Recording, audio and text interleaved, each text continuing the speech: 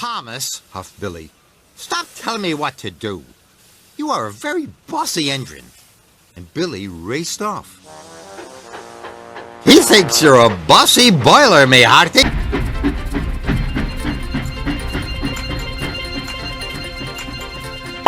Incoming!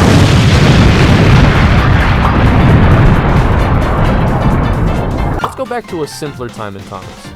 Yeah, before all this shit. There was once a time where Thomas didn't have to go around the world to meet, oddities, I guess. And despite most of these new engines being strange and only appearing no more than a handful of times, there were at least a couple of fans and kids who actually enjoyed the character. Except for two. Those two being Billy and Charlie, two of the most controversial. It's no secret that most people who were fans of the show when both of these two hit the screen were kind of like, what? Mostly because both characters were, even to the child audience that Thomas was made for, they just weren't funny. And that in itself isn't a problem. Most of the characters in Thomas aren't funny themselves, it's just the situations that they're put into. These characters, however, were sold with the fact that they are funny and silly characters and are put in situations like that, and they're just they're kind of like a pimple. These two are just annoying. Whether it's their dialogue or the situations that they're put into, there's just not a lot to admire about them. However, as of more recently, there are two new contenders who most people would argue are the two worst things to ever happen to the show. Those two being Nia and Rebecca, and I know those two are kind of different because these two, well, replaced, two Audrey characters, but more for the identity of the characters, being very hollow and overall just boring, pointless, kind of like these two. And in comparison to these two, I was wondering if Billy and Charlie still hold the same, level of just shittiness. Maybe we were too hard on Billy and Charlie. I mean, especially in comparison to what we have now. Perhaps we had it easy at one point. Do these two still hold the same level of gross as they used to? Billy and Charlie are more similar than most people would initially think. While Charlie is purple and Billy is orange and has these, both engines are Manning-Wardle L-class locomotives. Again, not only sharing a basis, both are considered as silly characters who prefer a good joke over, progressing the goddamn story. I chose a single episode for each character to rewatch and use as my basis for refreshers on the two. These being Don't Be Silly Billy for, of course, Billy, and Not Now Charlie for Charlie, both being very appropriately named episodes. Starting with Don't Be Silly Billy, rewatching this episode reminded me of the one thing that I used to hate about Billy. His voice. And you could say that that's on Michael Brandon, the person who originally narrated Billy, but no, it's just not. He just sucks. And not Michael Brandon, I'm talking about Billy. Billy sucks. Like, just listen. Just listen to his voice. Stop telling me what to do. You are a very bossy engine. And Billy raced off. Don't tell me what to do, Thomas, huffed Billy.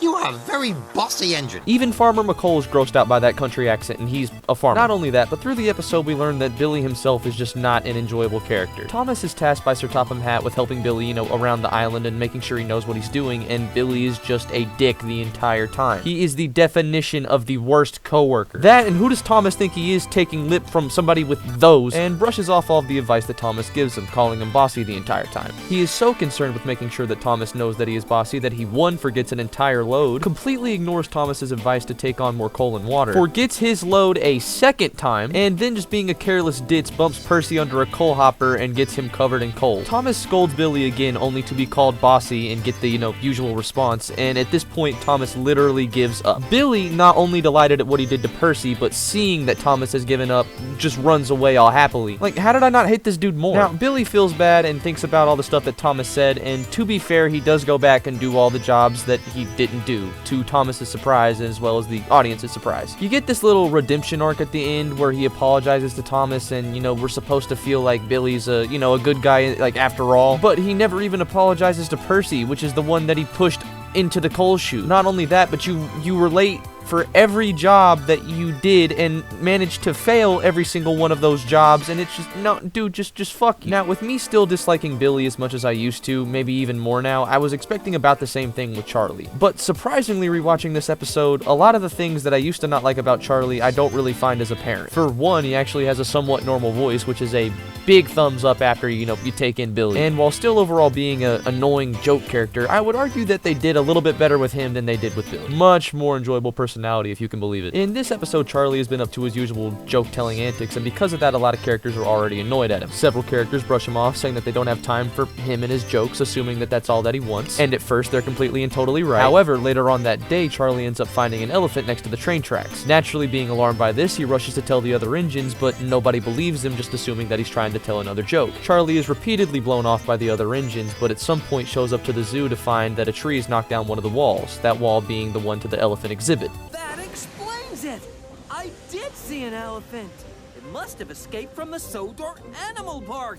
Yeah, he's not very smart, and after finding this, Charlie returns to the docks one last time to try to tell the other engines that he's seen an elephant. Again, only to be laughed at and told that the other engines do not have time for his jokes. Charlie is naturally upset by this, but in a last-ditch effort requests the help of Harold. With Harold's assistance, it is not only confirmed that an elephant has escaped the zoo, but the elephant is then found. While this episode is plagued with that of bad writing and, of course, bad dialogue, after viewing it, I feel as if I judged Charlie a little bit too harshly. Bad writing is not the fault of the character, and honestly, I feel like if the show would have had a little bit, better writing at the time, Charlie might have made it farther. Charlie might be an idiot, but that's the way that he was designed as a character, and either you take him for that or you don't. There's plenty of other friends on Thomas and Friends to choose from. Being almost immediately grouped in as one of those characters, most of the people in the fandom just brushed him off from day one. And while in a way that's completely and totally understandable, I would argue that we definitely had it better with Charlie than we do now. That also does not mean that I now enjoy Charlie. I still think he's an annoying and, one of my least favorite characters. But at least now I'm able to appreciate what it is that made him bad. He was designed to be an annoying character, and unfortunately he was just not one of those characters that I was able to bandwagon. It's even easier to appreciate a character who was designed to be annoying when you're surrounded by characters who are annoying without,